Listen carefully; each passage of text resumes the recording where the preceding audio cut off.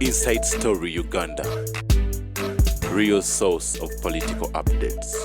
Zino abangi buli omu alina kyayogera ku decision eno abamu balowooza nti walibaddewo ekikolebwa mu bunnambiro ate abalala ngaga nti nedda okuwabula kwa ssentebe waabwe w'ekibiina Mwai Museveni kyekituufu kyennyini.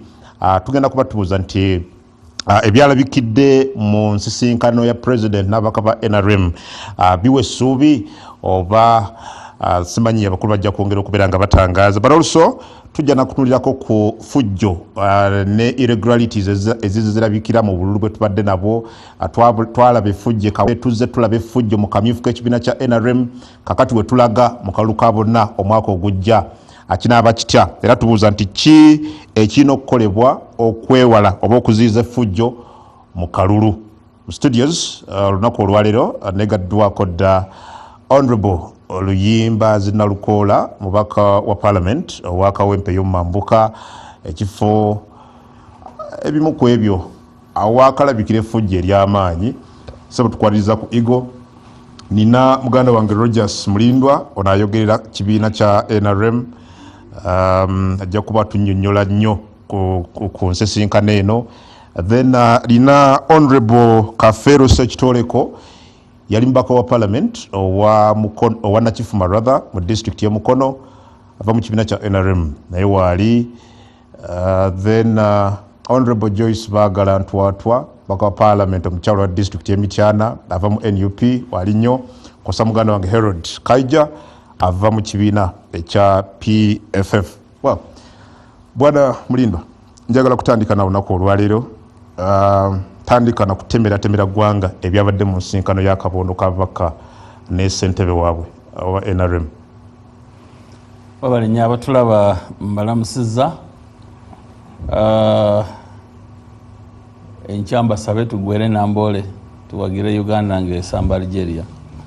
Naye ku nsonga eno gye tuliko nkola yaffe mu NRM kyenkana buli mwezi ko kasene sobola okutuula ne tusinkana abaka ba Parliament abo ne boogerezeganyaamu ne leadership y'ekibiina kyabwe. Era ku mulundi guno chairperson yabayise ne batuulamu entebe mu State House. Abamu ekibalumya emitwe ne bagala lwaki mutuula mu State House, but we are in charge. Era najja kuwulira n'abalala era kale ebya party mu bitwala mu State House, we are in control. So tulina okutuula, baagala tutuule waye. So ne bagenda mu nsonga ezabadde nnyo ez'okumwanjo ly'effujjo eryalabikira mu primary zaffe za NRM. Ekyo kyavuddeyo nnyo era ne kituuka n'okuwaliriza ababaka ba Parliament abamu okutandika okuleeta ebirowoozo nti oba tukendeeze ne ku constituencies obungi, nga bagamba nti effujjo bwe libeera nga constituencies nnyingi n'effujjo liba lingi, tuddeyo ku nkola y'omuntu omu omukyala n'omwami omu mu buli district. Ekyo ne bakiteekaawo. Ne wabaawo group endala nejja negamba nti tugende ku nkola ya party okunominatinga abantu. Egambe nti Rogers Mulindwa okoledde ekibiina kyaffe tukutumye mu katikamu north oba south, nzije nga ekibiina kimaze okumpandako eddusu nkwate flag. Abalala nabo bakirowooza. Naye yadde ebyo n'abantu babiresa abaka ba Parliament, national chairperson yabiganye. Kubanga yagambye nti si yennono gavumenti yaffe kwe yajjira enkola eno ya demokrasiya. N'asaba abantu n'abagamba nti mwabaka ba Parliament nammwe abatudde wano wayinza okubamu abamu ku mmwe nga mwaguliridde naye ne mugwa. Muyinza okuba mwaguliridde ne muwangula. Nagamba nti abantu balijesitwanga 300 basibiddwa naye nga babawadde ssente bayinza okuba nga be bamu ku mmwe. N'abagamba mwekebere mu mitima, buli atudde wano yekebere mu mutima gwe and you repent. Yekube mutoki. N'abagamba and you repent. Onokyo obubaka bwa president bwabadde kikulu nnyo eri omukulembeze akyayinamu omuzinzi mu ndowooza ye. Kubanga ekyamazima yabagambye nti ne bwe tunaagenda ku biri bye mugamba nga ffe abantu ennyini tetwetereezezza mu kalulu. Yayogedde ne ku kyensimbi, abantu okuteekamu ssente kuzeeyambisa okuwangula. ninaga nti ne bwe tugenda tubeere n'obubaka babiri ne bwe tunaga tunominatinga omuntu effujjo lino nga mmwe kennyini abalikola temwekebedde tujja genda nalyo mu maaso n'ekyo n'abawa amagezi nti kati katulinde tribunal emalirize bwe neba emaliriza ebyayo tulikomawo wano ne tutuula tulaba ekiyinza okuba nga kigenda muki. So lwaki agency eno wabaddewo abalina obuzibu ku tribunal because already tribunal yali set nga weeringa ekola ogwayo lwaki why would this become an issue mu kaseera bwe kati already tribunal ngenda maaso n'emirimu gyayo eriyo n'abakimanyi nti ne bw'okola otya tebagenda kudda. There are some kicks of a dying horse. Era president Kyebanya Bido bagamba national chairperson ky'agaye naye muddengako mu bantu. Eriyo abamu ndowooza kyadageza kutegeeza nti eriyo booli awo abagudde naye nga mu bantu tebakoze eki tebabaddeeyo. Ekyo nakyo kisoboka. Nolwekyo nze nayagadde nnyo message ya national chairperson waffe ate njala abantu bagitwale in very good faith. Ensonga ezo nga 5 mubeereko mu bantu okay mwekube mu mitima mutunule bye mukola kubanga abaana abo abamu ku baregistra bakwatiddwa ekyamazima abamu bavunaanwa because of some candidates who influenced them ne babawa ssente kale nabo baba basirusiru okuzikkiriza nga bamanyi nti no balina okuzanya neutral position mu kintu ekyo. Njagala malirize na kino nti yadde ebintu bino ewaffe gyebiri tuli bulungi nnyo okusinga bannaffe kubanga tufuna n'akadde akatuula ne tujja nitubibategeezawo ne tubawa n'emboozi era kakadde ogenda kubawulira wana opposition tubawadde emboozi but we are proud of that nti tulina capacity tulina tukubaganya ebirowoozo oyagala n'obakolengamu oba nabo bakozese enkola eyabwe gye balowooza nti yentuufu bakola ebyabwe ate kakati yo nopo 127 batuula ne balonda leadership ne bagikakatika ku mitwe ku miliyoni esalu ze balina wansi ebyo byabwe begalira mu kisenge ne balondaga nti kyange. Well, Honorable Joyce, oyogera kiko kyasaliddwawo mu kabondo k'ekibiina kino ga nti tuwe tribunal akadde ebisigadde tubyogereko nga bamaze okusalawo. Nsoka mwami kungundoza Mulindwa ajja afune kadi ya NUP kubanga tewali lunaku lwatayogera ku NUP ye omutima gwe bayogera ku bibye na NUP. NUP omanyi bana ba NUP Mulindwa NUP yaniriza abantu bonna bw'obanga okwoye eri mu NRM jangu tukwaniriza naye ku nsonga gye twogerako ku lunaku lwali lwa 2 I think ku lwokubiri oba ku lwokusatu nali mu parliament nga nina omubaka gwe ntudde kumpi naye nga bw'olaba wano bwe tutudde yagudde mu kamyufu n'agamba nti batuyise no mukokasi niyo bagenda tugamba ki oba wali essuubi lyonna simanyi katusooke tubiwulirize oba banaatuwaayo ku ssente abagudde mbaka sijja mwogera naye nali mutudde kumpi bwenti kyoba tunagenda banatuwaayo ku ssente ngalowooza nti wanabawo okukubaganya ebirowoozo ku ngeri gye bayinza okuyambibwa engeri gye bagudde naddala batalina ssuubi lya kudda ate kikoze bulungi nti Mulindwa agambye nti waliwo bali nga bakimanyi tebakola ki tribunal terina kyejja kukyusa tebadda naye bw'otunuulira enkola naye ebyo bya bulijjo Adam buli wabeerawo ensonga yonna era neewuza wa Mulindwa okugamba nti nno ssentebe we ayina engeri gyayogeddemu ku demokrasiya gwe bayina gwe baleeta demokrasiya nga mugenze mu kamyufu akalimu emivuyo ffenna nga bwe twagiraba kirungi bakikkiriza akalimu obwakkondo obuyitiridde era y'ensonga lwaki ba registrars baabwe bangi bakwate oba tokyasobola te kwogera ku demokrasiya kubanga ebyo tebyandibaddewo kyekisooka. Ekyokubiri bw'omala okuteekawo tribunal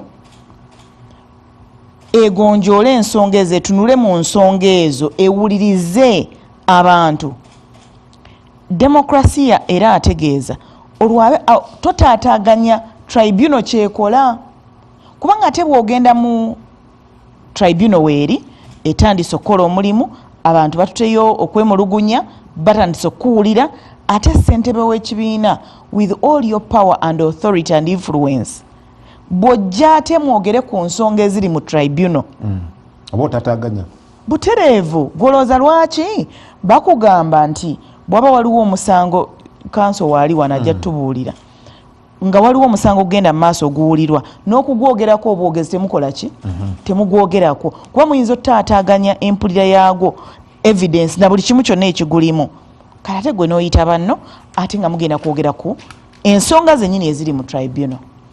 Ekyokusatu oba ekyokuna kisesa naye ate tekyandisaanye kusesa. Omuntu agamba nti repent mwenenye mwabbi akalulu nammwe abali wano repent kakati simanyi aba President Museveni mabegaawo ojjukire repentance yakolebwa mutusonyiwe ekiwandiiko ekyasomwa simanyi oba ekyokubba akalulu nakyo kyaliko kubanga for a long time ne mu kkooti omulamuzi gwe baaziise ennaku ezo yayogera nti akalulu kabbiddwa kale tekabbiddwa substantial obululu obwabbiddwa tebukyusa substantially byavudde mu kulonda naye nga kakoze eki kabbiddwa yakyogera mu kkooti kati oyinza kugamba balala ku repentinga nga gwe mwennyini obaddeko mu kkooti nekizuulibwa nti wabba ki akalulu bano b'ogamba okurepentinga b'ogamba balokoke beenenye bave mu bubbi bw'obululu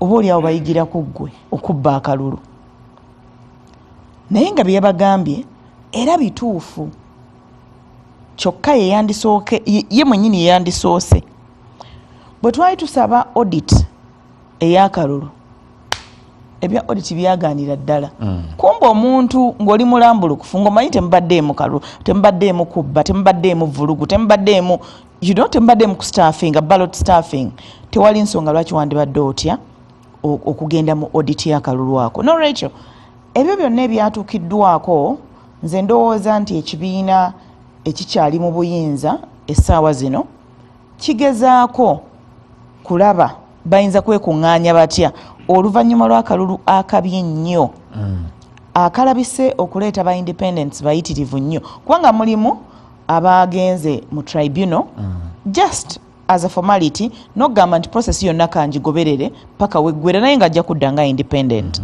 waliwo n'abalala nga tebaatawanya egenda mu tribunal nga bo bagamba bajja kudda nga baki ba independence but the bottom line is nzize nkugamba ndoze enfunda kati bbiri nti ebintu byonna ebyabadde mu kamyufu ka NRM ebyakavuddemu ne byonna byolaba biri mu tribunal for the party to have more than 300 petitions nkugambe kikulaga kiki kye tugendamu mu 2026 because first of all omuntu ayinza okugamba nti lwaki bandibadde boogera ku NRM lwaki bandibadde boogera ku kulonda kwa NRM lwaki bandibadde boogera ku kyebyavude NRM as we speak kyekibiina ekiri mu buyinza kyekibiina ekiri mu gavumenti balina obuvunaanyizibwa okulaga eggwanga kiki ekisaanidde okukolwa twandibadde tulowooza nti bandibadde bakoze process ennyonjo bwe balema internally bo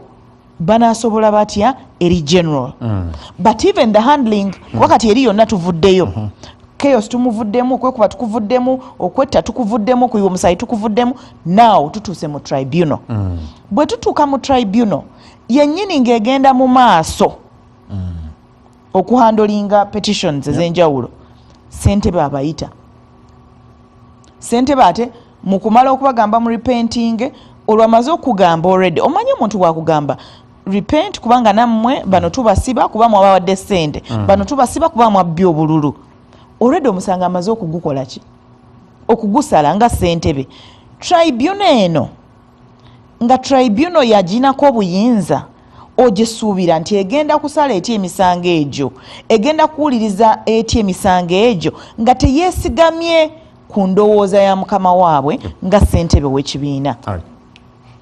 Thank you. Njakudda kanso nalukola olowooza ku decision eno and ebyasaliddwawo akabondo kano birina kye bitegeezera ekibiina n'enfuga ya demokrasiya mu ggwanga?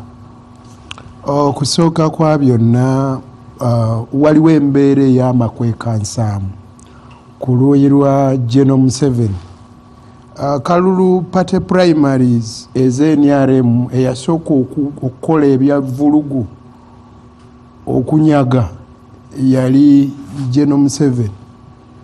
Akulira akakiiko ako bwe yateekateeka empapula nga za mulundi gumu, naye ng'ate balina okujja bakime abeegwaniza ebifo nga n'ayagala okwesimbawo ku bwa pulezidenti.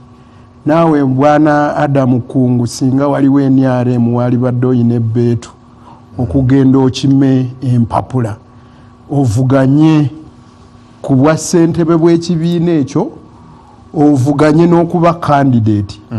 Naye yateekateeka empapula, yateekateeka za mulundi ogwo, n'atwala n'obuvunaanyizibwa obutali bubwe ow'akakiiko k'ebyokulonda okumulangirira nti yeggwe wekka gwe candidate.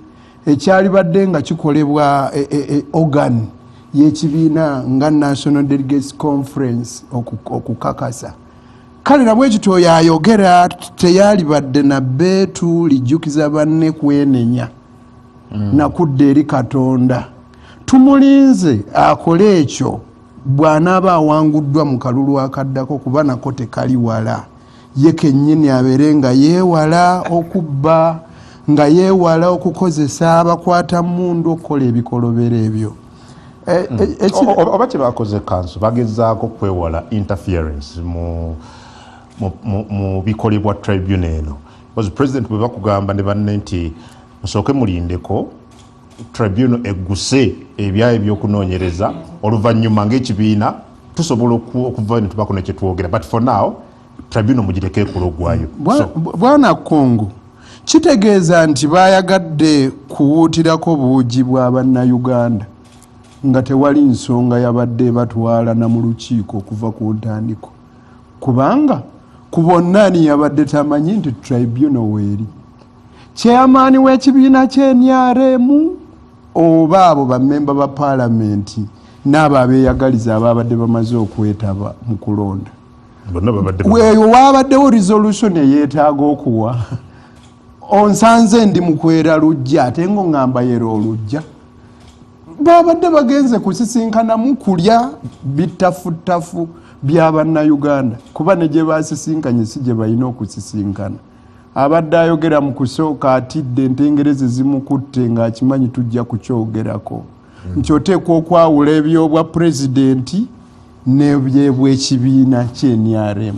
Lwaki mukyatuula mu State House ne muli ebintu byaffe?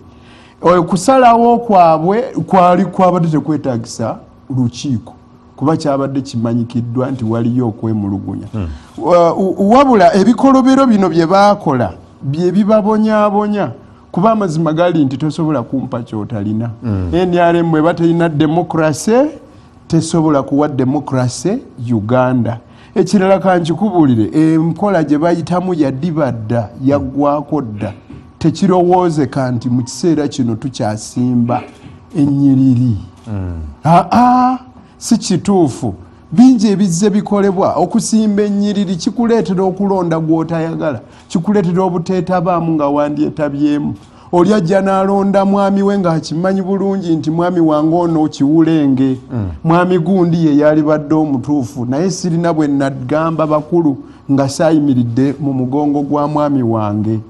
Ekirala n'ekyo kye baateekawo nga bagamba wano weewali obwerufu bwe tusimba mu mugongo, kyewuunyisa ng'oli teyafunye kalulu naye ate ng'abubala abaze nti waliwo eyafunye eki akalulu.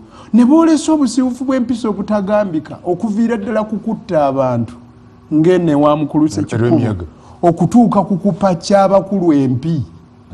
Ebikolwa ebifaanana bwe bityo bibi nnyo, bikyafu. Ekizibu bwe awamu tribunal si byenoonyo rather byeyagala okuzuula babeeko ne kye bakola. Anti bw'eba tribunal weeri tetugyogerako, tugireke ekole bukozi. Tekitwetaagisa kugenda mu lukiiko mu State House nti tribunal ate ekola anti obuuliraani. Olukiiko terubaayo, linda bulinzi bivudde mu ki mu tribunal. Naye okusala entotto oluvannyuma lw'ebiswalo kyekibakozesa ebyo ebitakola ki ebitajja. Naye nga tewali nnyo kipya. Engineer Kafeero, omubaka wa parliament yali omubaka wa parliament wange Nakifuma. kino kibawa essuubi nga ba na NRM oba naawe olabawo obuzibu awo mukyasaliddwawo kokasi? Ekisookera ddala ekyasaliddwawo kokasi ate naddala okulambika kwa ssentebe waffe ow'ekibiina kya NRM, nze ng'omu ku beetabye mu kalulu akoogerwako ate nenkawangula, kimpeera ddala essuubi nti okuzimba demokurasiya mu kibiina kya NRM kukyagendera ddala mu maaso, newankubadde abamu balowooza nti osanga kutuuse ku nkomerero. Demokurasiya mu mawanga ge twegomba nga Amerika abatwalidde emyaka egisoba mu 200 bakyazimba demokurasiya, naye olumu owulira nga mulimu obumulumulu wano nawali, naye tebaggwamu maanyi. Ate owa NRM atannaweza myaka 40 bwe tuddamu okusigala nga tumuzimba tumwongerayo, nze ndowooza tekiina buzibu. Ekyo ekyakoleddwa ssentebe wa NRM wa national kyeyabadde alina okukola eri taata alaba abaana be nga batandise okwanika obuziina bwabwe ebweru. So president ne kokasi bagezaako kuziyiza kwanika buziina. Ekyo kyeyakoze naddala honorable Sekitoreko president kenyini tumulabe nga avaayo awandiika amabaluwa ag'okumu omwali n'okulagira CID ISO okukwata be bateebereza okuba nti benyigira mu mivuyo gino. But again oyina tribunal wali joga nti ekola emirimu gyayo nga yeetengeredde nga tewali kutataganyizibwa kwonna.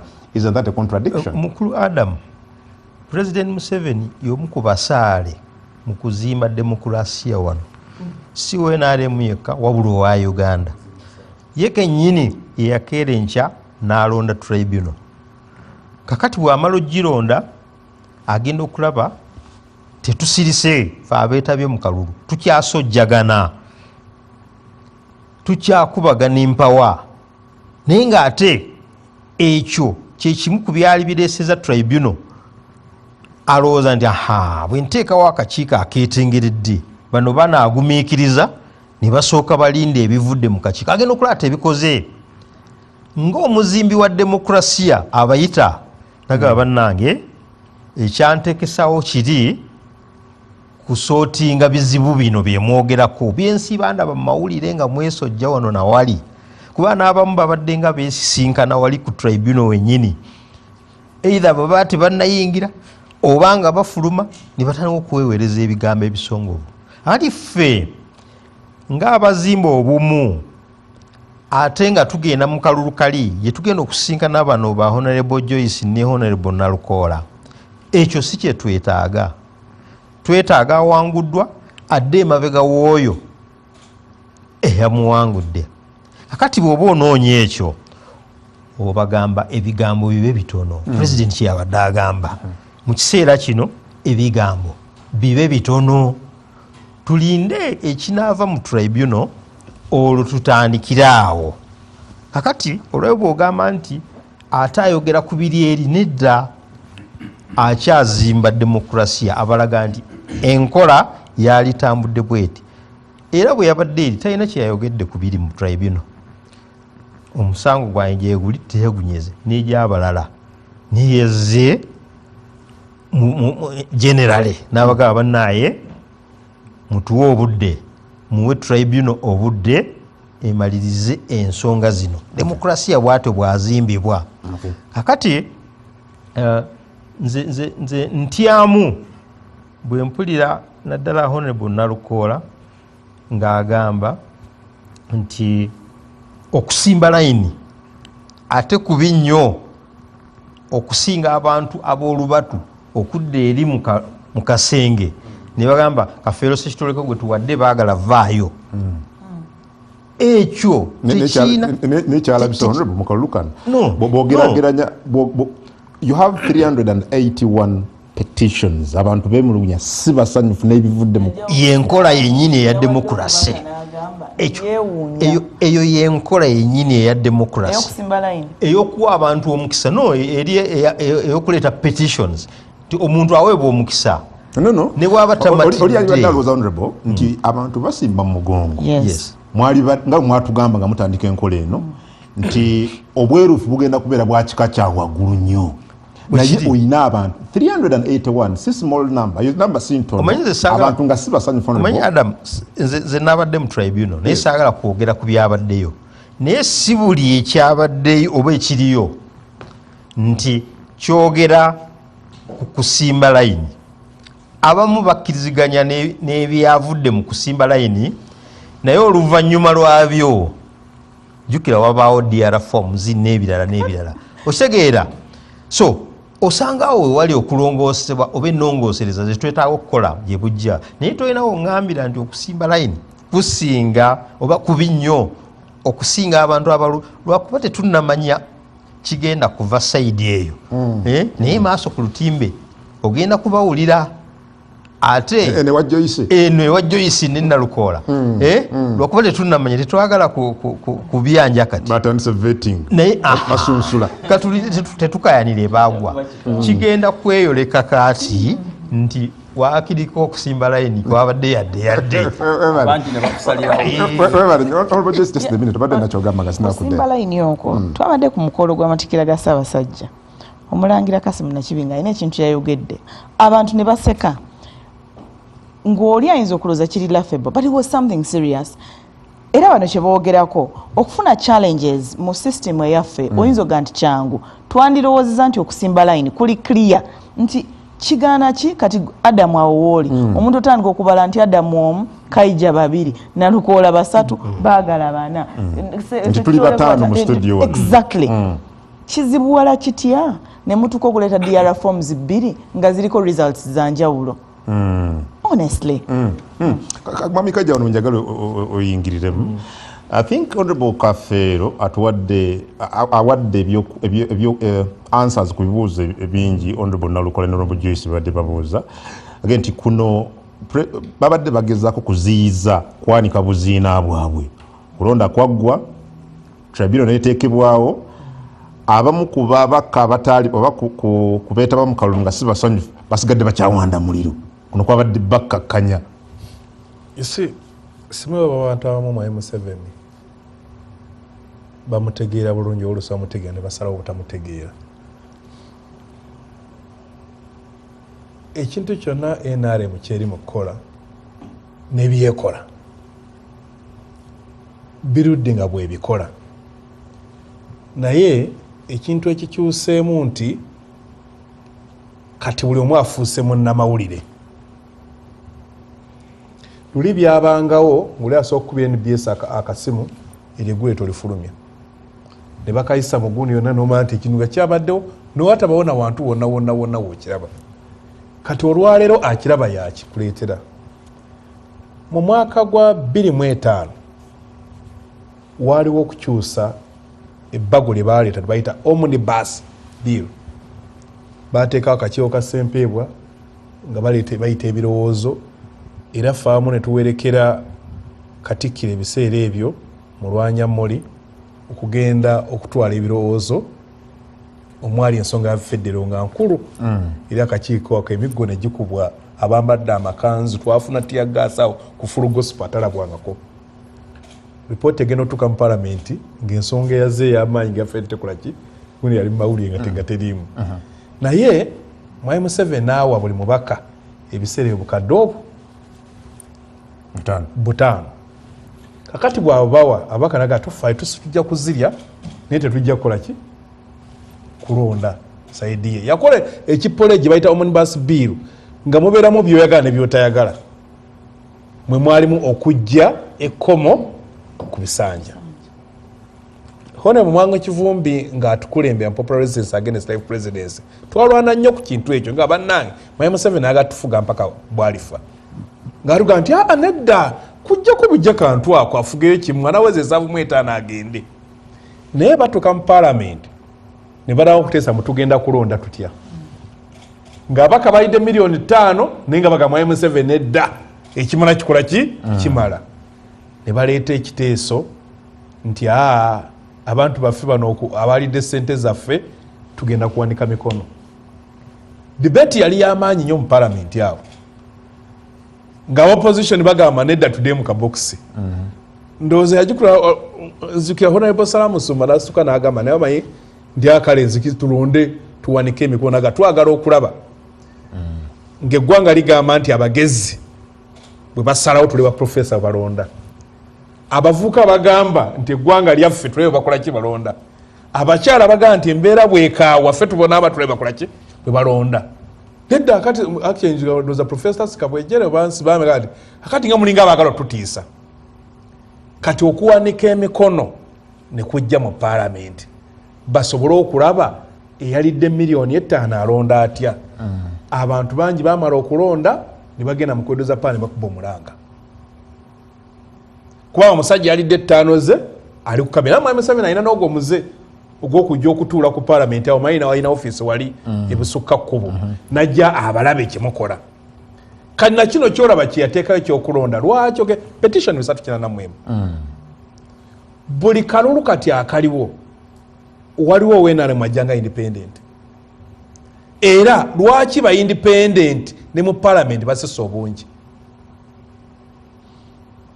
ate bajja ne bawangula abafunye ticket kiba kitegeeza design ya kalulu k'emikono ya intimidation y'okusimba line bagala kyatakumalidde eyo nti oli bw'amala okubala ffe n'asigala ng'akyabala ka video twakalaba bwe yamala okubala ffe n'asigala nti 7 olaba mulindo atudde n'eri 8 9 n'asigala ng'akyabala kubanga alina obululu bw'alina okujjaawo bamubala ne babala n'olubuto omulala ye aweesa omwana n'omwana ow'omugongo waliwo abataano abali n'asigala bamubala ow'omukaaga najja nalukola ki natulekene ngamba what is this ngo kakati olubambi bavigilanti bannayuganda aba bulijjo be bakwata kabikooti ku TV temwakalaga naye ekyegeye bannayuganda nga bafuuse bannamawulire kakati mwami Museveni alina ekiswalo kyali mu kulaba oli bwe buzina bwayogera mbwe ekitegeeza balina buzina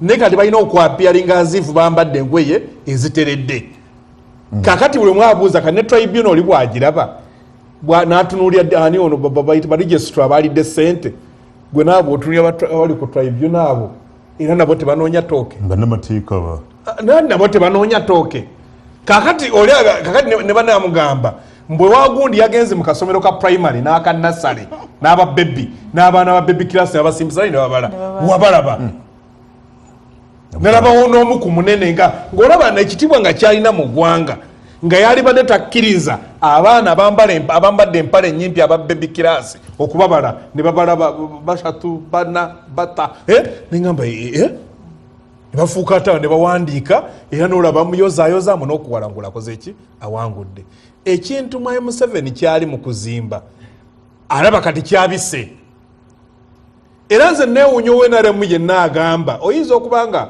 ofaultinga oba nupu kyekola naye tosaagamba mbwe ekintu kya layini kyekikisinga by the way owa vetting bw'agikola obutuufu ng'agikoze butuufu eyinza okusinga okuleeta omwana wa baby class okusala wani afuuka MP nga talina nakyakola ki so kyamayi kinaye mwami Museveni yabadde ayagala tebasaana crediting ekibiina nti mubadde mu kalulu akalulu fenna ketumanyi nti kali emotive okay ne kaggwa nti kati ab'emulugunya tukoze tutya tubateerewo tribunal bagendeeyo n'osigala ng'olina aboogera ebigambo wanna musirike akakiiko kano tukawa obudde then tutandikira awo omanyi oli bwalwa kukaalo ategeera ebintu ebitambula n'abali mu NRM bamanyi ekibiina kyabwe kyopaletinga mbwa akakakiiko painikira bataddewo painikira nga bwogamba ente bwogisanga mu ffumbiro ng'egumaza buki buguma bwobuli ejja mugamba ogenda okusanga ebintu tebyaka mwami Museveni omanyi buli level ayagala okubeera star kane yatuddemu kayoge naye akati era watalina walemereza ba independent bw'abanga vice president independent muntu kinga amanyi mbu eriyo there is some will of the people atagenda kudda alina bwadizayiniza ate poetics juza omusajja omu yali aŋŋamba omu ku bantu era bali mu NRM nembuza lwaki naga nti mwami Museveni tawa kitiibwa omuntu yenna nga talina wiiru yabalonzi kyovula mukyala Amelia kyambadde eyali ow'amaanyi mu kisanja ekiwedde bw'ataawangwa n'afuuka advisor njagala kulowooza singa omukyala oba mu bwa minisita aba yetadda mu constituency sekandi kubanga banno bagenda okulaba nga luyale be bakyaliibo naye obatadde sima ku Kingdom Kampala gy'obafudde abawabuzibo naye nga n'okunoonya okukulabako bakuwe ku magezi tulabika ng'ekinene ekikirimu musaala kati omuntu ng'ayagala okusigala nga asurvivinga ogenda basanga mu nsiike. I want to tell you naye akimanyi nti abantu abagenda basinkana mu field ate mwaye Museveni era gwotera okulaba buli lwatuuka ddala nga nowa independent bwajja n'eggaali ye kaga bano bonna nti Nalukola ne Joyi bonna bange kubanga alaba bati oliaze agenda ogiraba nga nti bonna bange kati ekyanoonya bululu obubwe kyovula kati abatuuzizza embeera efaanana bweti. Mwami Mulindwa bwe mubanga mwataddewo tribunal ng'ekibiina kya NRM n'osigala nga owulira abagenzeeyo oba abali badde bagendayo nga basigadde beemulugunya nga bawanda muliro nga baanika obuziina nga Honorable Ssekitole bw'ayogedde kano olwedde si kabonero akalaga nti waliwo doubts mu bigenda okuva mu tribunal gye mwateekawo ng'ekibiina kyammwe kya NRM. Saagala otye naye kantandike na kino nti tutudde wano tukubaganya ebirowoozo ku kibiina ekirina ababaka 3 naye nga waliwo FDC erina olubatu yeetemamu yabalema okukwataganya. Oyo muganda wange Kayija ne basigala eno simanyiwa bayitangayo kana kazimba eno Katonga nabaye ne bagenda ekyo kyabalema naye tukubaganya ebirowoozo ku kibiina ekikyali awamu nga Nuupu ssentebe wa Buganda yakola akake ka DF nakano ka Nuupu lekasigala eno naye nabo bakyalina moral authority okutuula wano ne batandika okucriticizinga ekibiina ekibadde awamu okumala ebbanga eddene. Ono yaleese omulamwa n'ekyo njagadde mbategeeze nti mwe abatuwuliriza mwe muba mutegeera bino nti abantu bendi nabo okubaganya ku birowoozo bino tebalina buntu balina buntu kubyogera nako waffe tukyali strong okusinga obubiina bwabwe bagabanyizaamu. Kati kangende ku nsonga yo nkulu nnyo abantu saagala batye era tewali nsonga etiisa naye bulijjo omuntu ng'agenze mu kalulu tabeera sure ne boteekawo tribunal oba neewaye bateeweye jjukira mwembi gwe bawaabidde n'awaabye mwenna mwagala okuwangula n'ekyo the talk continues omuntu asigala akyayogera era nze simanyi bwe muba nga musobola oteekawo nga president bweyayogere ssentebe w'ekibiina titaddewo gurupu y'abannamateeka atali omu abatali babiri kituufu oli alibadde asuubira nti wandibaddewo trust eyo niba osigala ng'olina bammemba abakuga nti ebyo temuli ojja kubuuza ono omubaka eyatubba e Kawempe omugambe nti mukusango bwe twagenda mu kooti ye yasigala amatidde nti ebinaavaamu binaababye ebyo buli muntu abeeramu n'ekyo ekitegeera babeeramu n'ekyo ekyo zisagala okimalireko namu abantu katulinde bwana Kayija wano wajja kukulema kakati katulinde ebinaava mu tribunal bwe ne bemaze okuleeta ebintu byayo ku mmeeza bwe pa ng'erangiridde abantu bajja kugamba nti wano mwasaze bubi wano mwasaze bulungi naye tribunal ejja kuba emaze okukola omulimu gwayo nga ekyo kiwedde. Kakati ekirala Honorable Ssekitole kakyogeddeko there is confusion mu bagenyi baffe. Caucus yabadde tekubaganya birowoozo ku misango giri mu tribunal era tewabaddeyo omusango nagumbu gwateekeddwa ku mmeeza aga nti wama weewozeeko.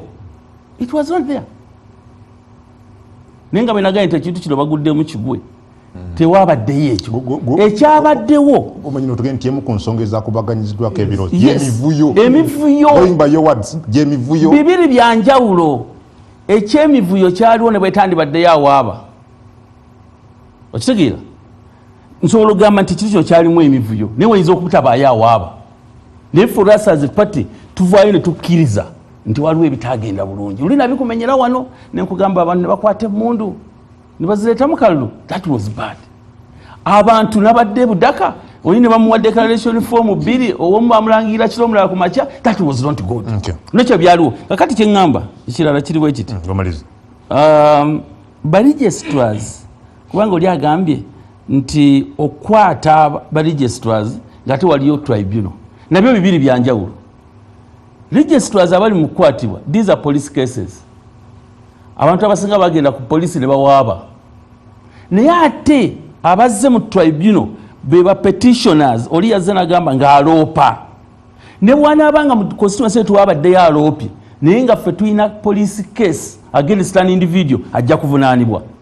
So bibiri nabyo njagadde babyawule. N'ekisembayo twogera ku cases 381 ku bantu 2,207 ababadde mu bululu obwo. That's about 14%. Where are we? Gwe bw'otuulira n'owulira nti abantu 300 manyi abantu baffe baba balowooza tuli akabiina akali mu Buganda wano kanuupu 58 57 twogera ku 381 of the 2,700 people abaitaba mu kalulu ako. 81 constituencies. Tugamba petitions, not constituencies. Let me tell you, in Mukono municipality, Kaija, listen from an elder. No. Let me submit. Tofa, Ojakuja. No, get more information. Kakubuza more information. Elder, eriyo constituency ngina petitions satu. Exactly. Chekugamba Mukono municipality. There are 3 petitions. Eriko petitions 2 bantu babiri bawabidde ezo gyebiri. Omuntu yawanguddwa kati ndowooza settle for the best Museveni still around. Kakati ebyo 381 bw'ogigeraageranya ne 2,207 tuba mu percentage ya 14. Olwo tuba bubi nnyo. Honorable Joyce, mudakiika emu olubaawo nnyo tandikira ng'omuddamu dakiika emu. Era bali bubi. Nze kyesaagala Mulindwa lwakuba nti Mulindwa ono nga bwe nkugamba, first of all ayina ebintu by'abeera ayogera nga mukalu nnyo nga taseka ng'olabira ddala ng'ali serious. Ayina ebintu by'ayogera naye kati ayina ebintu by'abadde ayogera wano n'agamba nti nno discussion teyabadde ku tribunal naye ng'ate ebyatwaliddwa mu tribunal gy'emivuyo egyo naye abadde mukalu nnyo Mulindwa nga nti ki naye Mulindwa era yennyini mu bigambo wano wennyini we tuli n'aga nti ssentebe yagambye bali nti namanyi nammwe muli babbi, omanyi nammwe mwawaddeyo ssente, nammwe muyina emivuyo, nammwe mwenenye. Nze nakugambye ekintu kimu nti ssentebe w'ekibiina ayina obuyinza even ne ku tribunal bw'amala okugamba bano nti nabo babbi nabo bakoze emivuyo oyagala olwo tribunal esale etya ng'oli amaze okikonfaminga. So at the end of the day n'ekirala ayina wagambye nti era simanyi lwaki bano boogera ku first of all Mulindwa must know ng'era omuntu gwe mmanyi abeera mu mawulire nti eno topic mmwe mugikoze kimwe mugireze otherwise twandibadde twagalira ddala na kwogera ku NRM naye topic ne mugireeta tetwandyagadde twandibadde twagala gyogera but also Mulindwa must know nakugambye nti NRM despite ebibi byayo byonna ekyali mu buyinza ekyalina obuvunaanyizibwa no at the moment exactly olw'okuba nti ekyali mu buyinza erina obuvunaanyizibwa eri bannayuganda. So Mulindwa tayinza kuddawo naga nti tebalina kugyogerako, balina okugyogerako kubanga ng'ekibiina ekiri mu buyinza bw'eggwanga lino ekitwala emisolo gya bannayuganda kirina okwogerwako, tetuyinza kukireka butakyogerako. Yes, n'ozoddiddwamu wadde obuuza luli lwaki tribunal egenda maaso n'okukola emirimu ate eno ne batuula ne babyogerako. Honorable Ssekitoleko yakuzzemu bulungi. Naye kansooke nziremu bwana Mulindwa oyo ayina engeri gy'ayogeddemu ng'alaga nti bo bali mu nsi yaabwe endala ne bino ebibiina by'obufuzi ebirala biri waabyo naye kyannaku nti beyegeraageranya nabo tebakwatanga buyinza ate nga bo baddira institutions ezaali badde nga za gavumenti ne bazitabiikiriza n'ekibiina kyabwe okugeza ng'amagye ne poliisi kyekimu ku bibalya kye batamanyi. Ekibiina ky'ebyobufuzi kyalikoze ebyakyo naye bw'oddira jeno n'omuleeta mu byobufuzi n'atandika okutabangula ab'amagye kyova olaba nga batta abantu UPDF nerumbira ddala netta abantu mu kalulu. Ekyo kyekimu ku bizibu ebinene. Bwe muba nga temusobola kwenyumiriza nga mwe abali mu buyinza, kiba kitegeeza nti bwe munaava mu buyinza mugenda kuba bubi nnyo, mugenda kusigala buguwaguwa, tebajja kuba na nsonga bano. Honorable Secretary, maliriza ku nsonga. Nze ndowooza byonna byogeddwa naye NRM ekyaleebeesa ebibiina byonna mu nkola ya demokrasiya, mu nkola kubuulira mu nkola eya conflict resolution munda mu pate yaffe ekyaleebeeseza ddala nnyo. Nze nkugambye teeka amaaso ku lutimbe banga sidde n'okuva kati ojja kulaba kyenjogerako. Enkola yaffe nambulukufu, ekyo ekyateekeddwawo tribunal fact finding team baagala kujjayo ddala amazima, ogamba kino si kituufu, nono agamba si kituufu, ekituufu kyekiriwa. Akati fact finding team egenda kutuleetera amazima ku mmeeza era egambe Joyce wawangudde, Kafiro wawanguddwa. Is the team believable? It should be believable. Ideally, but kubanga teri yawangulwa n'abelievinga, ekyo kiri supernatural. Naye by and large ojja kulaba nti yes mu butuufu ebivuddemu byebyo, era ojja kulaba nga tugenda mu maaso mu kalulu kano. Kale nze ndi musanyufu olw'ebyo ebigenda mu maaso mu NRM nga pate naddala Harold njagala ofundikire tugende tuwumulemu. Omanyi ngenda muganda wange Mulindwa atamumanyi amaze emyaka egisukka 5 ng'akyala China okusoma Communist Party China bwekola ki operating kunyoleza mu buyinza mu bimu byafuusemu omukugu kya propaganda ekyo kyakoze eki kyova babijjo ekyalaga nti weekaza ekyo bakikola ki bakisomesa. Kati Communist Party State Party kyova akira kiri nomo okutuuza meeting za NRM mu State House era ali mugamba munaawe bw'okwata obuyinza bw'okikola ki bw'oba okikola. Naye gundi nga tannafa Honorable Olanya yali Deputy Speaker ebiseera ebyo baali bateesa ku tteeka lya Poma nga baka Parliament abe NRM bapikana dda bepekana abagamba ekibiina ekiri mu opposition e Malawi kyali mu buyinza nekikola amateeka agafaanagana nga gano gemwagala okuyisa. Kati essaawa zino bali mu opposition kati bati ogenda ku sito okwekalakasa kubanga etteeka ki lyabwe naga kati bali mu kuyisa mu region batugambireko bwe etteeka si lya buntu kibakola baba bali awo prime minister waabwe gwe lyasooka okukwata mbabazi agakujja mu human rights amuga nti ali niteeka ki kakati ebintu gundi byanomalizing muganda wange mulindwa agenda atesa kyemwagalako tigotuke wenga talina bamagye talina bapoliisi talina ki nti ye bw'aba alivinga normal life naye n'atendereza bali banne bye bakola kubanga ba RDC badiso bapiso bebadde bamanaginga kana akalulu era olwadasobola mbadde nkoyo manyi tubadde mu kalulu k'NRM tubadde nombuuza ate gwe RDC n'akalulu k'NRM okimamuki bebakamanejinga bakagoberera era gobadde tebeetaaga gobadde baagala gobadde bakkiriza okusimbisa obwana bwa Nasareki era okyagamba simamu fax file migundi kyova ombuuza ekibuuza kirungi naga kyali saanid it should be nga naye amanyi kibagira kiki kifu kikolera mwana wa katuwumulemu. NBS Eagle egenda maaso atuwumulamu dakiika emu yokka bwe tujja tubuuze nti kiki ekisobola okukolebwa okumalawo emivuyo n'effujjo mu kalulu. Nja kutandika ne Honorable